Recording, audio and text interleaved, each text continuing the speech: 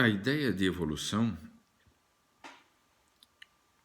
iniciou apenas no século XIX, em 1809, com Lamarck. Meio século depois, Wallace e Darwin propuseram a ideia da seleção natural. Nesse século XIX, houve então uma divisão, uma dicotomia. Algumas pessoas permaneceram adeptas de uma ideia que passou a ser chamada de criacionismo, e outras ficaram adeptas de uma ideia que passou a se chamar evolucionismo. Então, alguns passaram a aceitar e outros a recusar a ideia da evolução, uns permanecendo com a ideia da proposta no Velho Testamento, e outros passaram então a aceitar uma nova proposta de criação das espécies e do ser humano, que seria o evolucionismo.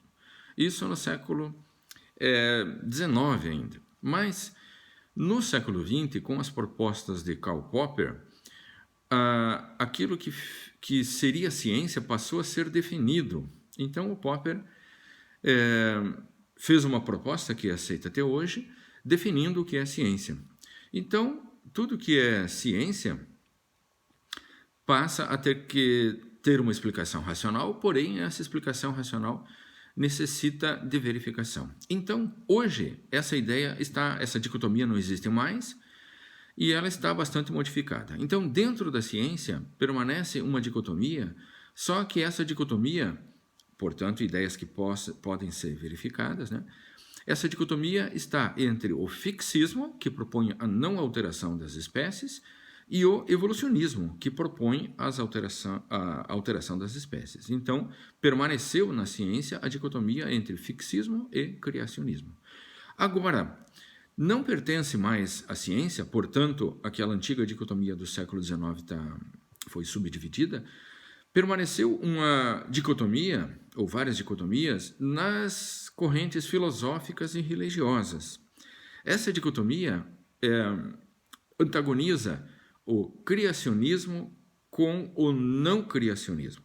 Então, essa dicotomia entre criacionismo e não criacionismo não pertence mais à ciência, mas ela está presente ainda em algumas correntes filosóficas e religiosas.